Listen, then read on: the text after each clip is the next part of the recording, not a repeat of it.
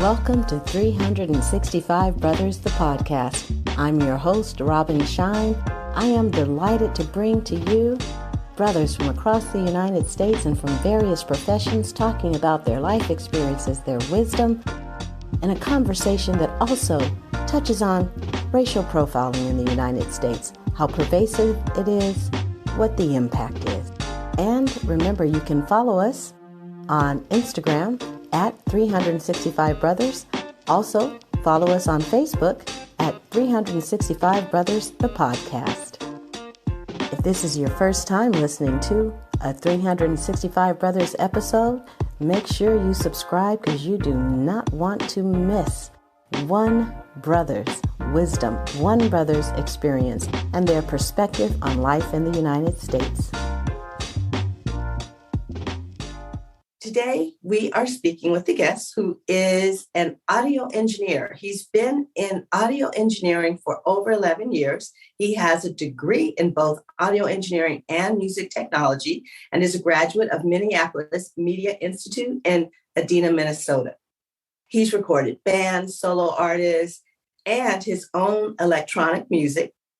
Not only does he assist artists in their careers, he's actually using his audio engineering skills and his passion to help the community with his own podcast. He helps tell about Black experience and Black life stories through the art of podcasting.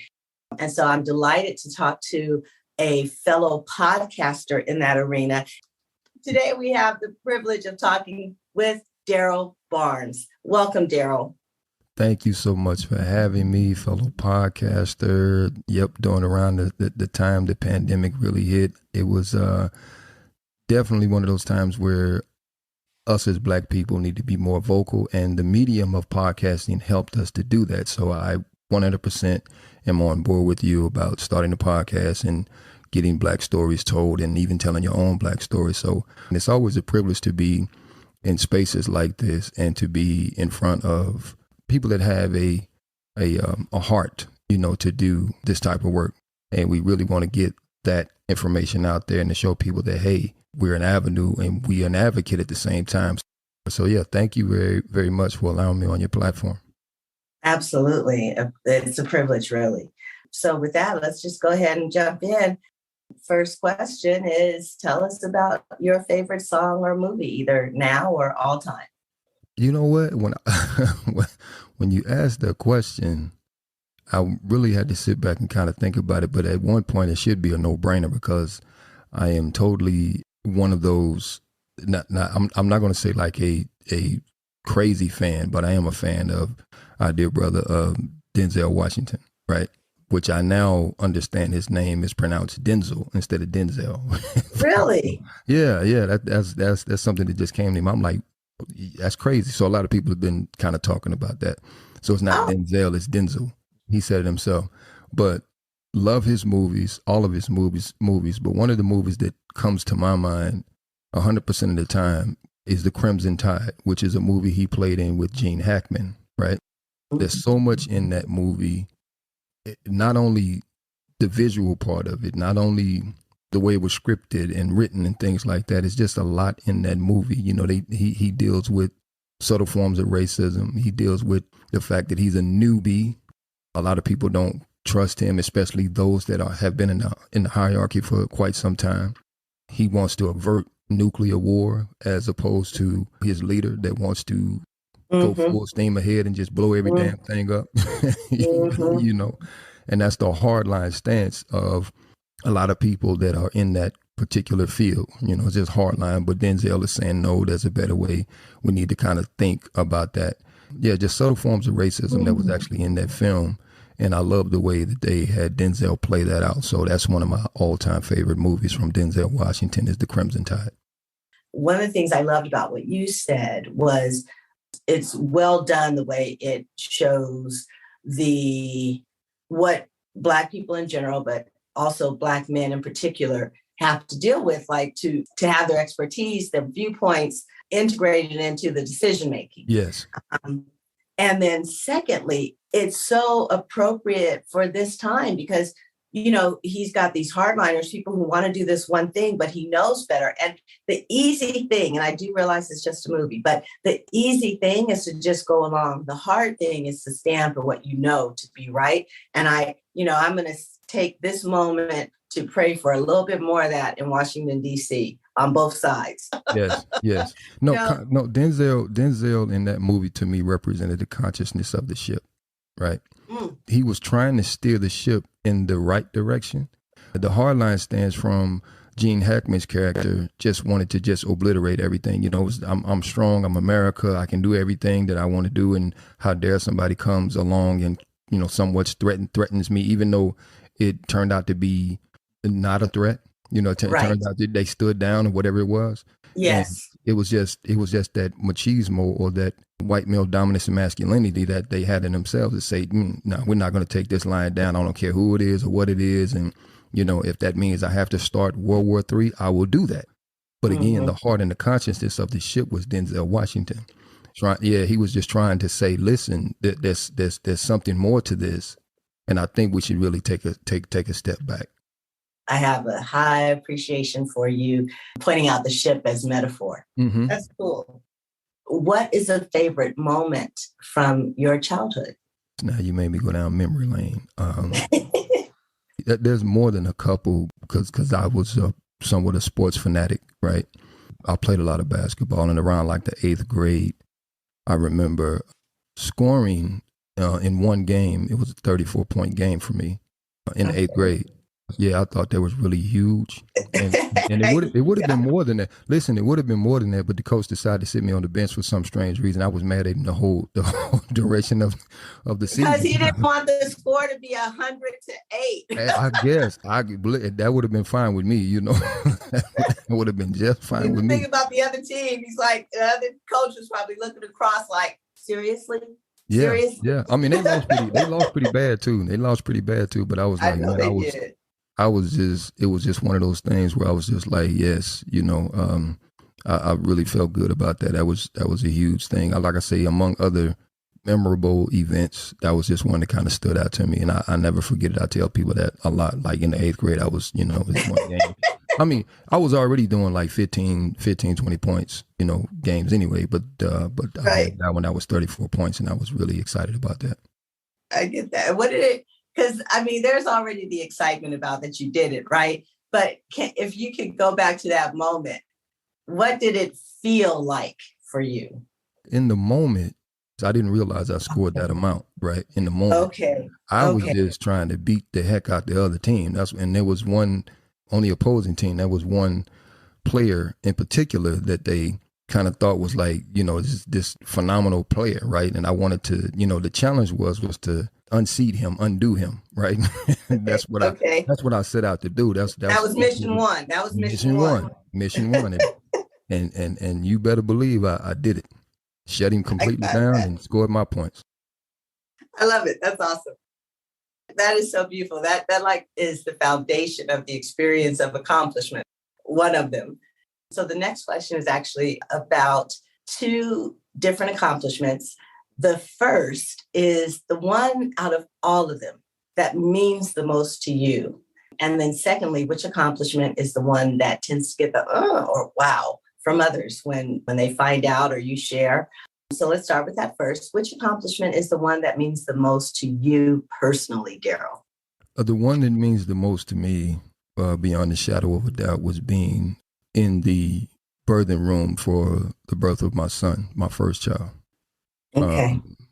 That event by itself is one that you really can't put words to, because as a man, and I tell every man that I have conversations with that you should literally go through that experience. And I mean the whole experience, not just her, holding her hand through the way, but you should really be in delivery room when that happens, just to be able to see that whole process. It just sticks with me. And to watch him come out and for the first time hear him cry and then move about and stuff like that. And it's just mind blowing, that whole process. And it's floored me ever since. And I'm not going to lie, hell, I was a grown man at that time, but I shedded some tears just to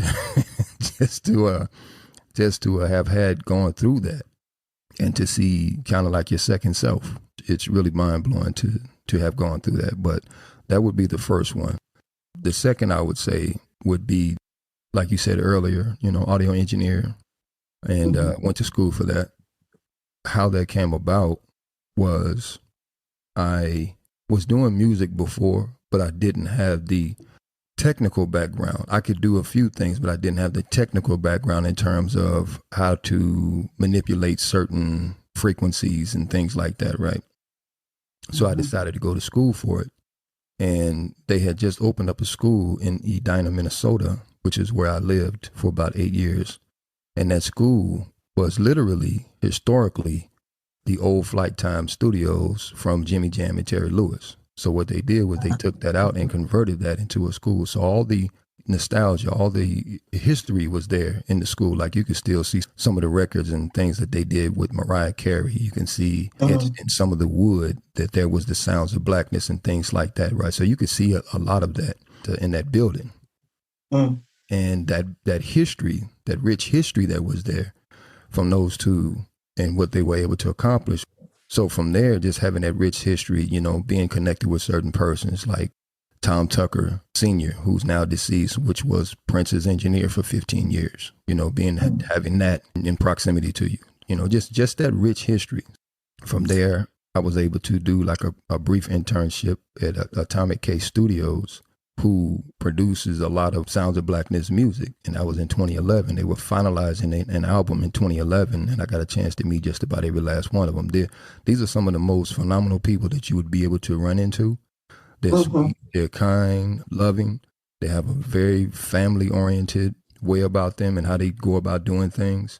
And there's more to it, but that's just a lot of that. But what kind of springboarded that was the fact that I was already producing music. And like you stated earlier, I was dealing with a lot of the local artists around at that time. And we had a chance to have a record played on, first it was the local radio station, and it moved into like the tri-state area, and they started playing it in heavy rotation, which spawned some other opportunities. Unfortunately, that kind of crashed and burned because the performer of the music just wasn't ready for that opportunity. So it was actually really, really nice, and just being able to be inside that industry, for a while, and, get a chance to kind of rub elbows with people that have done some, great music. Now, are you still doing production in that same genre? I'm not, but what I am doing is I'm using my skills and expertise to help those that are in the podcasting field. If you're doing a podcast and you want to know what audio should sound like, here, I can help you with that. So I'm just using those skills in that way. Let's talk about words. What is a favorite quote, saying, metaphor, or book, and why? Ooh, okay. In the audio space, there's a quote that says, "The weakest link in a signal path are its connectors." Now, you can apply that in real life, right?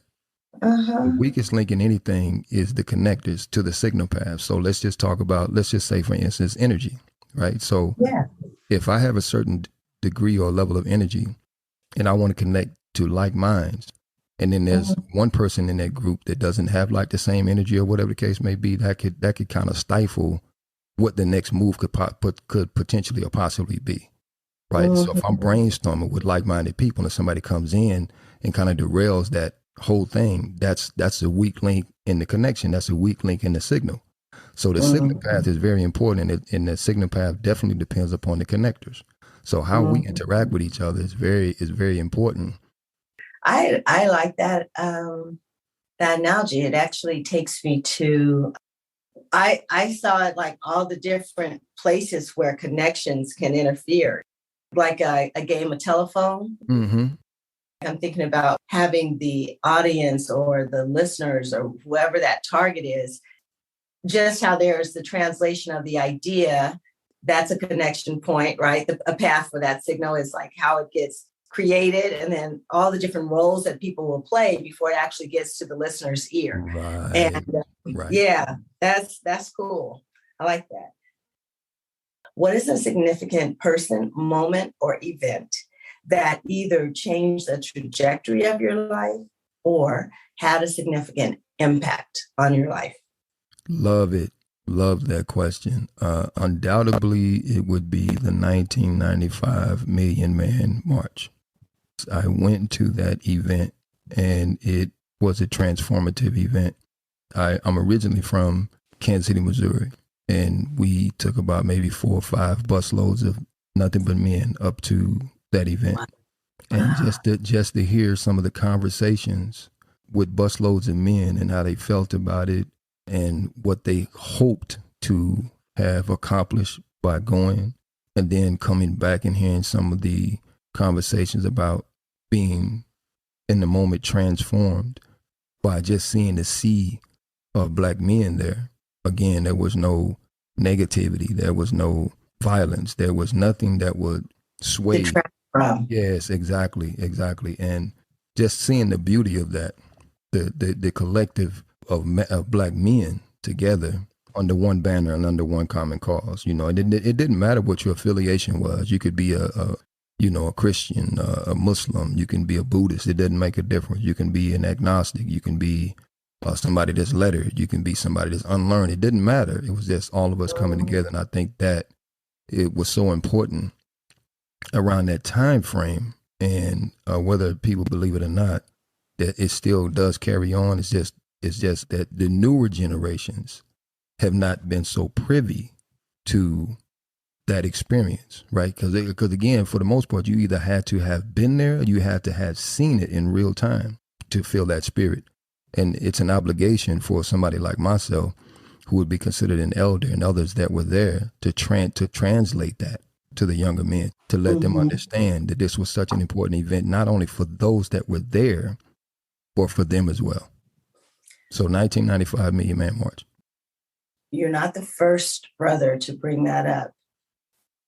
And what you did remind me of that I don't think has come out before was the organizing around it. When you say there were buses that got together and that riding together, because I think I'll speak for myself. When I think of it, I always just think of people driving in that morning and then leaving that day, which of course that happened too. But now you're reminding me, because I was an adult then, but I'd forgotten actually how this was a long planned thing where people got together. And then what was it like on those buses? Like I guess I'm pointing to the creation of community and the experience of community that went hand in hand with the event itself. You know what I'm saying? Like, and how you described it, it was for me, one of the first times where I really appreciate it as not just the event, but the experience of getting there together, being there together, but also leaving together. And I'm curious if you could share, is there something from the bus ride itself that you could share that stood out? Well, I think that when you come back, when you were coming back, or when we were coming back, you saw the reflection of most of us that had moved from a sense of hopelessness to hope, right? We moved from a sense of not being able to think about doing a particular thing that we probably already had in our mind to do, right? But it gave us more of the incentive to do it. So you saw this bright-eyed, bushy-eyed Black men that came from that event like, I'm ready, let's do it. And I think that event was kind of like the catalyst, so to speak, for, to kind of give the green light to say, listen, we this is what we really need to do. We really need to, kind of step it up and do exactly what we came there for, right? And got instructions for, and to try to do it the best way we could, even though we would meet opposition still, right? We know we're going to meet opposition still. There was still a drive to kind of, get it done. And a lot of stuff after the event took place that a lot of people didn't, because, most of us, we sit back and we wait for the mainstream media to tell us what's going on. And I'm not an individual that relies on any form of mainstream media whatsoever. So I'll go to grassroots media. I'll go to offshoot media sites to try to get information that I know the mainstream media is not going to talk about, right? So most of us that sat back afterwards and relied on the mainstream media to tell us what was going on, well, you did yourself a disservice. You really did yourself a disservice, because they're not going to tell it. As a matter of fact, the only reason they were obligated to even cover the event, from my understanding, was because they kind of wanted to wait to see if something was going to take place negatively, right? And that's kind of what it was. But once they found out that the event was a peaceful event, they still went to work to try to minimize the effect of the event. Well, only 400,000 people showed up. No, and there's no way in heck only 400,000 men showed up, or 100,000 men showed up. No, you're talking almost 2 million black men that showed up that day, right? So I never rely upon any form of mainstream media whatsoever to kind of give me a story or whatever the narrative they want to impress upon me and my thought process. I never do that.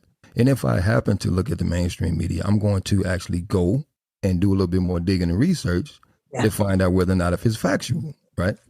Yeah. So one of the things I'm definitely left with a greater sense of is how that experience for Black men, both who were there and who witnessed it live, if they were able to do that, the encouragement of it, the power, like, wow, walking away from that, what would that even be? So thank you for deepening for me the sense of brotherhood. And I really got the sense of men showing up and soldiers leaving. Yes, absolutely. Sweet. Well, that could have been an answer for the next question, but I can't wait to hear your answer to this. So what is the moment or event that highlights your experience as a Black man in the United States? I mean, that's simple. That's fatherhood. It's just simple put, simply put, it's really fatherhood. Say more.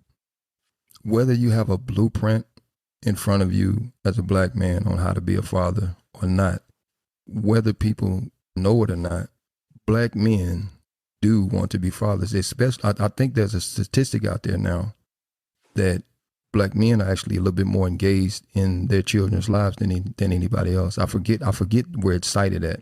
So forgive me for that one. But it is a statistic out there that talks about the engagement of Black men in their children's lives. But when you look at the media, we're painted as, degenerates and and don't get me wrong, we have flaws, we got faults, we got all of that, right? But pretty much we're portrayed as, negligent, degenerates and low lives and just not there for your children, when that is not correct. I know tons of Black men personally that take pride in being fathers of their children, whether or not they're with their significant other, with the mother of the children or not. It doesn't make a difference, but they always talk highly of their children. They always talk about wanting to do more. So I would say fatherhood would definitely be a highlight or a moment that I would be able to describe, because you're talking about your lineage, right? So, and just being able to pass down what it is that you have from you to your offspring is really a big deal. Yeah, thank you for that. I one of the things that I've learned from interviewing over 100 brothers is just how proud Black men are of being a parent. I'm curious, in the raising of your children, is there a moment that represents that pride of being a father? The pride of it, for me anyway, was how involved I was, right? And I'm talking about not always, but a lot of time. I was the one changing the diapers. I was the one, because he did bottles.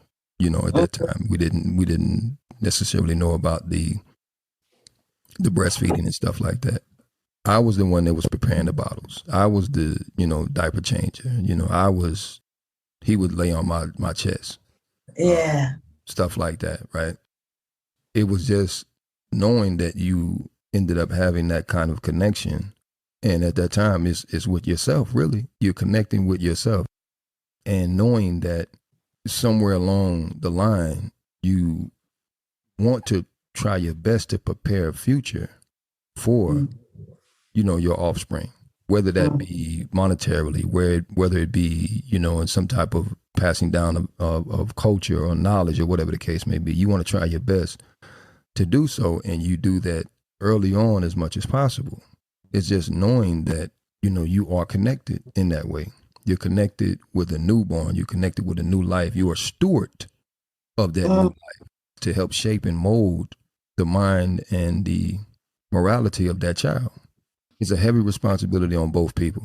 Yes, I'm your parent, but I'm also a steward, which means I have to respect this life, right, as an independent, because I didn't set up the process by where the child came into existence. I didn't set up that process. I didn't set up that law, right? I like that, yes. I had nothing to do with that law being set up. That was a whole process that was set up before me. So yes, I'm a parent, but I'm a steward in that I have to shepherd this new life the best way possible for that new life to stand on its own base. I love that. I really appreciate hearing the things done at the very beginning. We're very familiar with men being proud of, tossing the ball with their kids. But I appreciate you sharing the stuff at the very beginning. So thank you. Which brings me to this question, taking it outside the family and into the world. What interactions have you had with law enforcement? Not every person, not every Black man has had negative experiences with law enforcement, but some have. And I like to know, given that I'm interviewing a breadth of Black men from all over the United States in different backgrounds, socioeconomic and educational, what different experiences have been. And so with that, what experiences have you had with law enforcement, Darrell? For the most part, it has been a lot of negative experiences. I can recall going back when I was, even a teenager, negative experiences. Now, again, it could be based upon the location that you are residing in. I don't know. I don't know of too many Black men that have had positive experiences with law enforcement. But yeah, as a teenager, even until my adulthood now, for the most part, law enforcement it's been a negative experience, for the most part. Has there been some positive interactions? Absolutely. But for the most part, there's been some negative experience. One experience I remember, when I was in my 20s, being in my hometown, we're talking about 90s or so. I remember, hanging out with a group of friends, male friends, and, it was late. Long story short of it, and I know people always ask the question, well, what led up to it? I mean, necessarily during that time frame, there was not much that lead up to it. It was just wrong place, wrong time, wrong officers, And I remember being beaten, not severely like a Rodney King or anything like that, but I remember, a couple of flashlights, to the back of the head. I remember being called filthy, hope I can say the word, filthy nigger, dirty monkey, gorilla. Had a high top fade at that time, being pulled by the hair and literally being told in my ear, one officer had his service gun pointed on me with a flashlight, and the other had jumped on me and put a knee in my back, because of course he told me to lay down, stuff like that. And during that time frame, I was pretty clean. I wasn't an individual that had a record. I didn't have a record. In other words, I didn't get involved in a bunch of foolishness. Right. I just remember while the knee was in my back, in the small of my back, and, he had grabbed my hair and hit me with the flashlight and everything. And the next thing I heard was the click of the gun, his gun. He pulled it out and click it, and I'm on my stomach. And him telling me that he could literally kill me right here and nobody would give a damn. And I'm like, wow. So, and which city is your hometown again? So this was in Kansas City, Kansas, but I born and raised in Kansas City, Missouri. And this is what he whispered with a gun drawn. Yes. and pointed at you. Yes. And he whispers in your ear. Yeah, that he could kill me right there and nobody would give a damn. And how did this end? How did this interaction end? So and it depends upon the individual on which course they would have taken. At that moment, I realized what I was in. I wasn't dealing with what one could consider a law enforcement officer. I wasn't dealing with that individual. I was dealing with something totally different. Mm-hmm. And so as a young man, I said, okay, I cooled out. Not that I had a high temper or anything like that, but I was trying to wrap my mind around the idea of what the extra was, because I had already complied. Because I had already complied with their wishes, right? Mm-hmm. So I'm trying to figure out what the extra was. And of course, I was heated. I was mad. I wanted to retaliate. But remembering I had one officer standing over me with his revolver, and the other officer that did what he did, pulled out his service weapon and literally whispered and told me that he can kill me right there. So I knew that they were looking to do something. Mm-hmm. Right. So I cooled out, I calmed down, and I reserved myself because they were looking for a reaction. Mm-hmm. So I didn't give them one. Mm-hmm. So because I didn't give them one, they then, as I was in handcuffs, they kind of pushed me around on the ground and on the rocks and everything, kind of scarred up my chest at the time. Then they grabbed me by my arms, lifted me up, and then took me over to the squad car, which the squad car was already running. Then they slammed me on the hood of the car, on a hot engine, slammed me on the hood of that while they were searching me. And they just knew that they had something. They knew they had somebody. And that's one of the things I kind of want to stress. Sometimes when officers pull you over, they already have it in their head that you are already a suspect. You've already done something illegal. Mm-hmm. Mm-hmm. So as they had me on the hood of the car, right, and they're searching me and they got, my ID, they said, okay, run this, this individual, blah, blah, blah. And they ran it. And I look over to the only black officer that was there at the time. And I was trying to, connect with him. Mm-hmm. Like, hey, man, you saw what happened. Mm-hmm. You just gonna let them do that and blah, blah, blah, blah, blah. So now he was the worst of them all, because and, the how next many word. officers were there?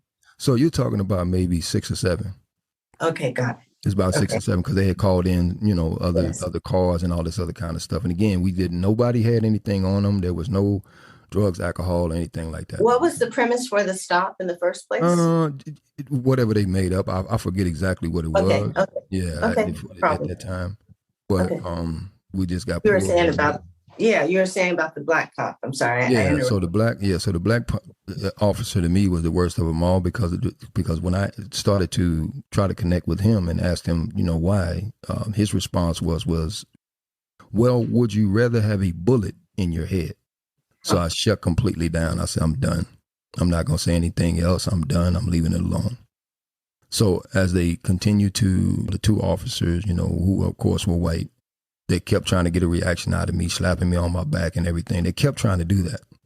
And as the call came back from, running my name, because they use specific codes. I didn't know what the codes was at that time. Mm-hmm. I just knew what their reaction was when they got the call, when they got the information back.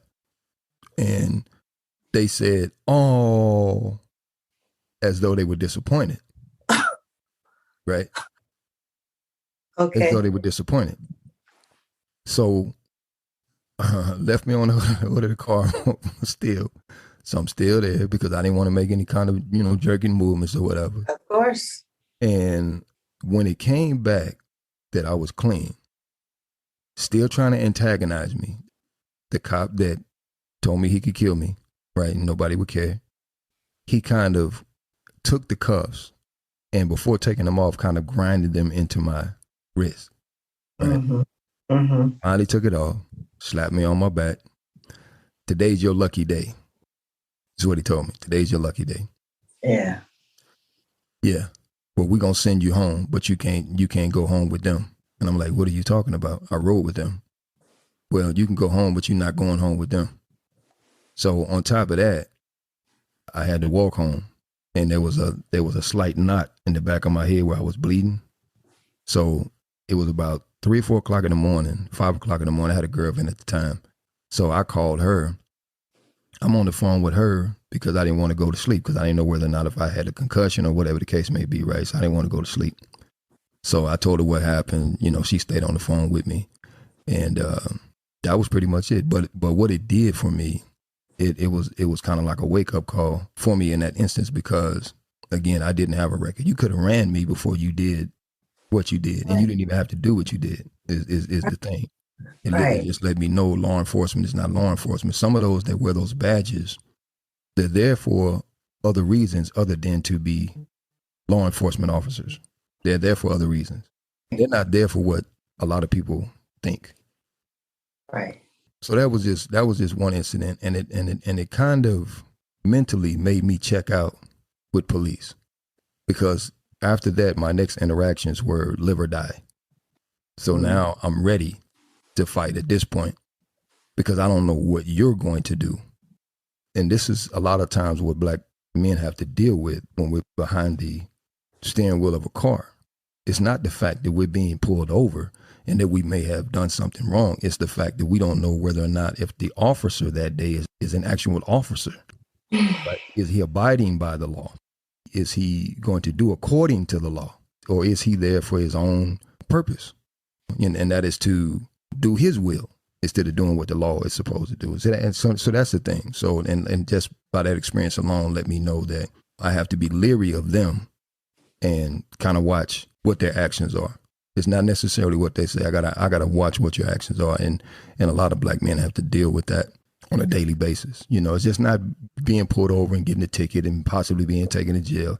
It's I don't know what your mind frame is, man. You know, when you're pulling me over, I don't know what your thought process is. It's worth remembering that there are traumatic events that happen that really live with people. Anyway, Right. Thank you. Which brings us to this question. If the United States was a woman, what would you say to her? Ooh, boy.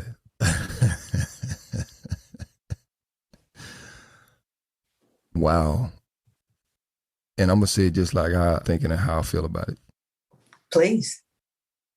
Since the inception of the United States, its inception was to be a white male-dominated society. So I'm going to say it like this.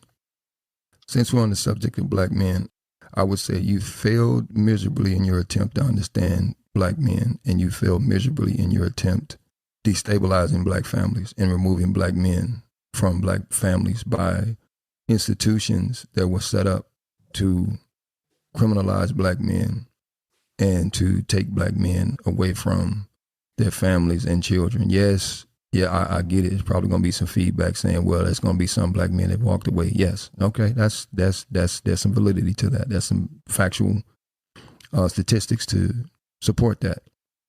But by and large, when you had black men historically, and even up until this date, they wanted to be providers and protectors of their family, as America, you set in place laws and codes that prevented black men from doing that very thing.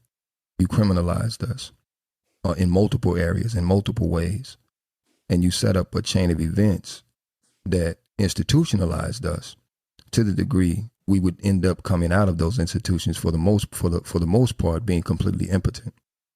And that is where you completely failed as a woman. You did not understand our plight, or you overstood who we were, and you wanted to stop it. You wanted to stop the progression. You wanted to stop the power that we wield.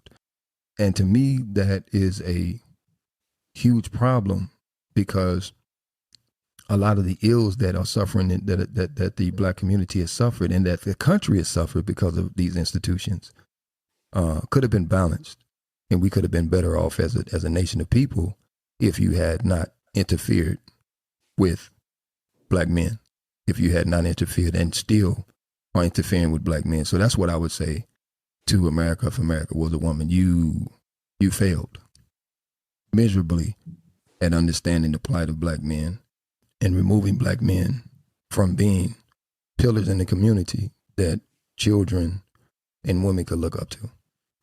I'm going to invite myself to tack on. And United States, you failed miserably in making the most of the dynamic human resources that you have available. And you stymie your own prosperity. Couldn't help myself, sorry. Hey, that's exactly correct. You're right. You're right. Thank you. Well put, well stated. Thank you for that. Yeah, failed miserably. And I have to add, what I like about the way that you set up your answer in the context of you failed miserably, it's from an empowered place.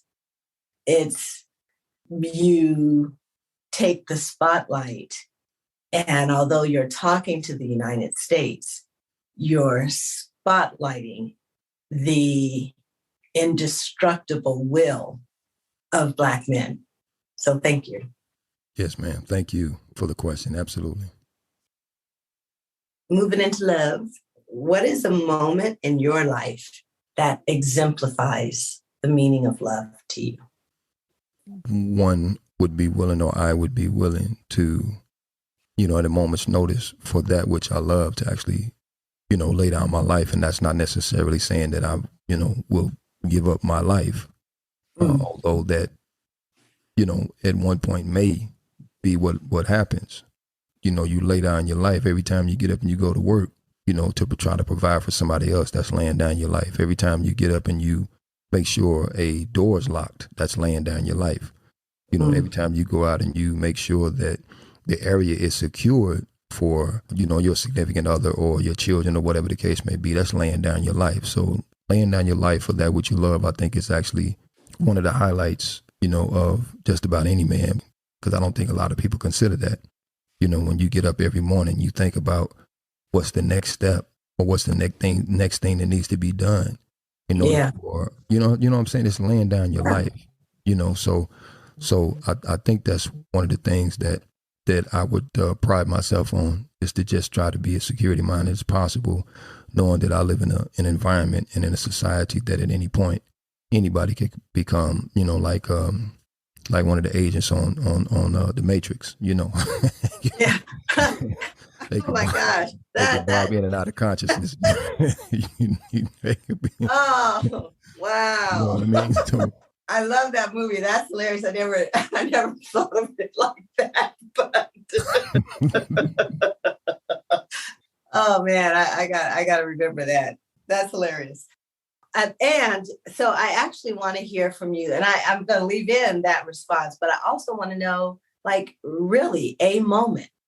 An actual moment from my life. 2 children is what I told you I had. I have one being my son, firstborn, second being my daughter, secondborn.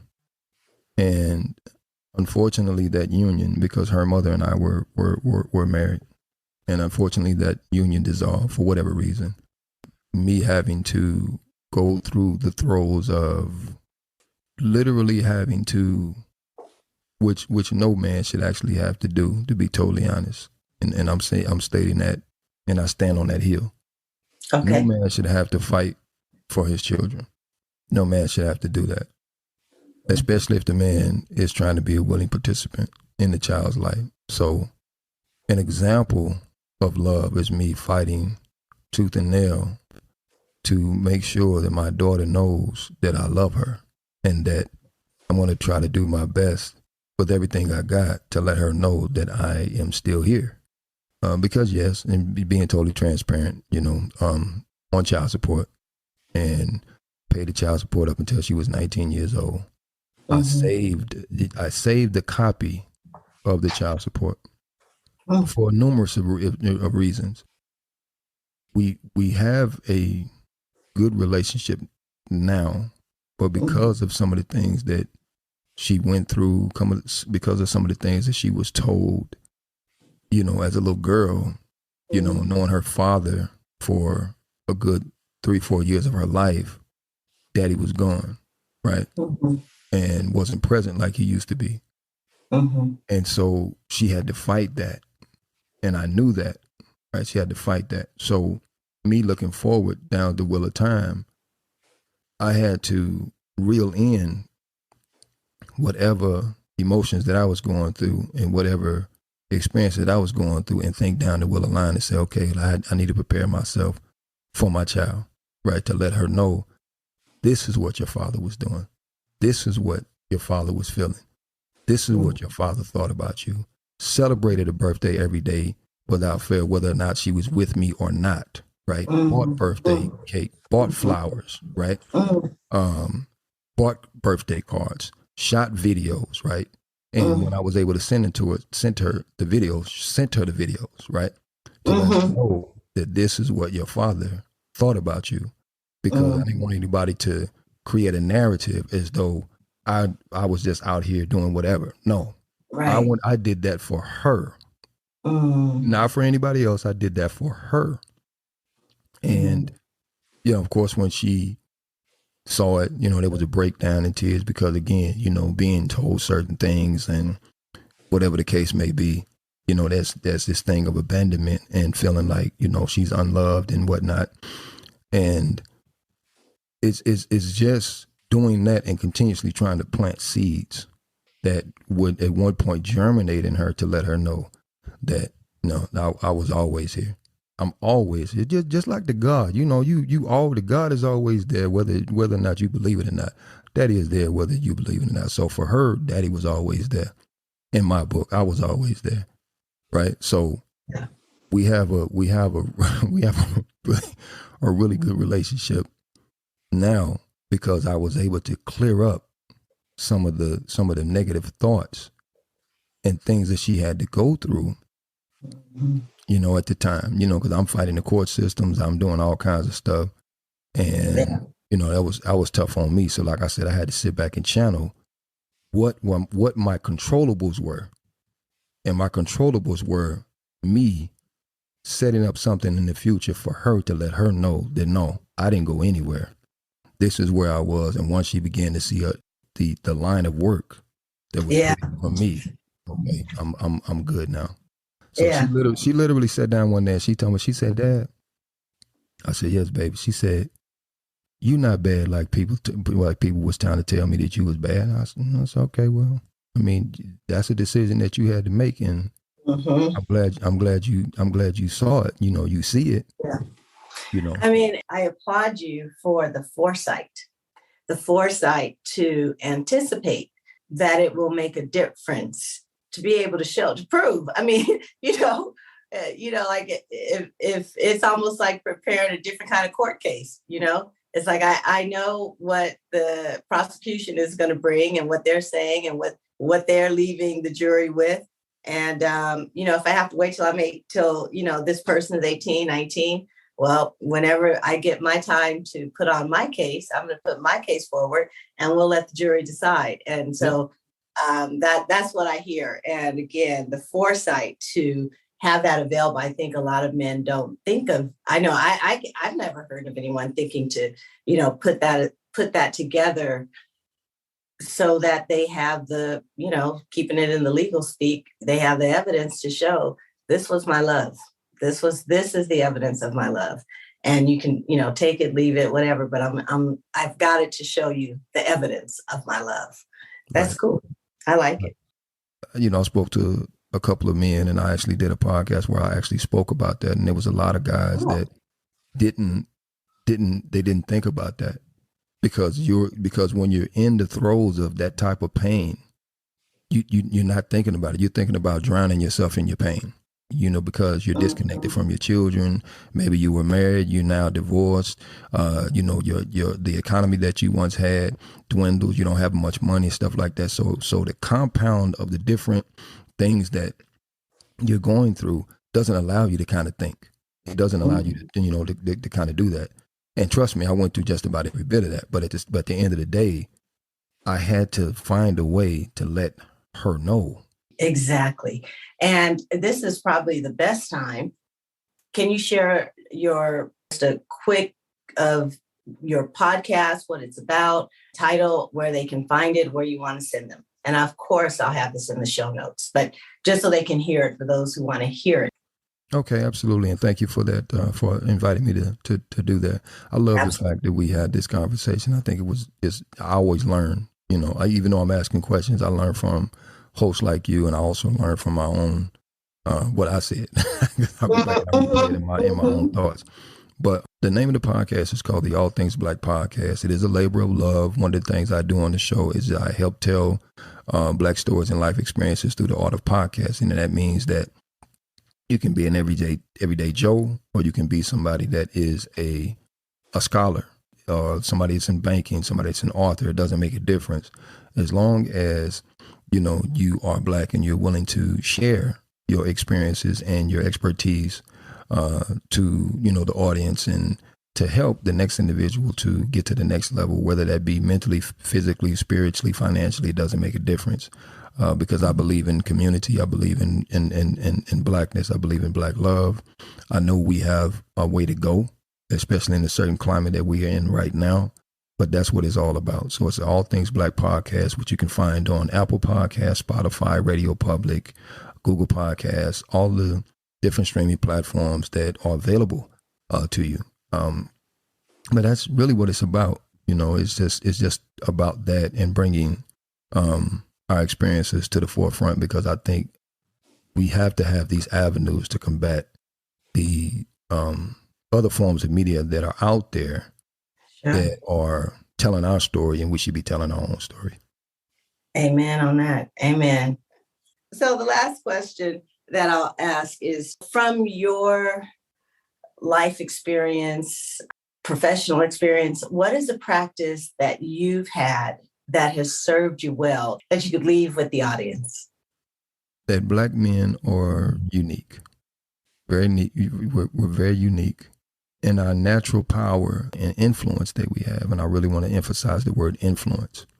It really shakes the foundation of this country and this society, because they know if we were able to get to a point where we understand the impact, the power of our influence, that this thing would literally be derailed and redirected just about overnight.